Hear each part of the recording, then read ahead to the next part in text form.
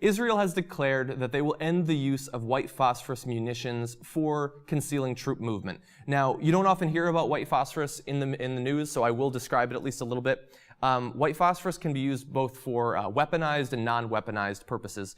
For weaponized purposes, it can be put in bombs, in mortar rounds, in short-range missiles, and when it explodes, the phosphorus within fragments into tiny little slivers, tiny little fragments of phosphorus that are then distributed over an area, and they do a lot of damage.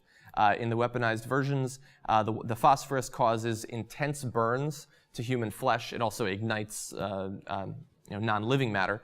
But one of the reasons it causes such horrendous wounds to people is that it will stick to the skin, it'll stick to the flesh, it'll go deep within, burning skin and the underlying tissue. There are pictures if you want to Google white phosphorus weapons, and they're pretty horrendous. They're certainly not safe for work. Now, there are also non-weaponized versions of white phosphorus, like what we're talking about with Israel right now. White phosphorus, when it burns in a non-weaponized form, produces a great quantity of smoke, better than many alternatives. And so it can be used to conceal troop movements, the movements of tanks and things like that. It can also be used, as I sort of alluded to earlier, for burning non-living matter, like, for instance, vegetation and things like that.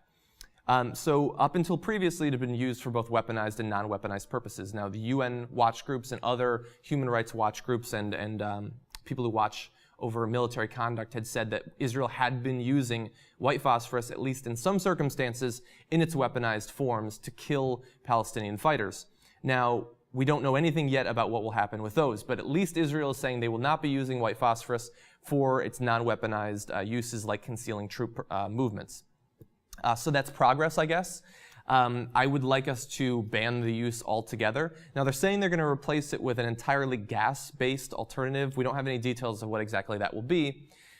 But it seems like we have bans on chemical weapons in the US worldwide. I have a feeling that that technically is a chemical weapon. I'm not a scholar of military weapons or the technology therein, but it seems like that's a chemical weapon.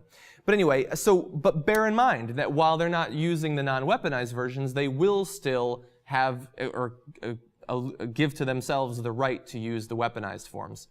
This is a particularly horrendous weapon. It is as far from a smart bomb as possible because by its very nature, it maims people if it does not kill them. It causes horrendous disfiguring injuries. It burns down homes, it burns down vegetation, trees, and things like that. It had previously been used for that purpose. It can be used in so many different capacities. I understand why they want to keep the ability to use this weapon, but the fact that they are making clear that they are reserving the right to use it in its weaponized capacity, I think is a bad omen for the future.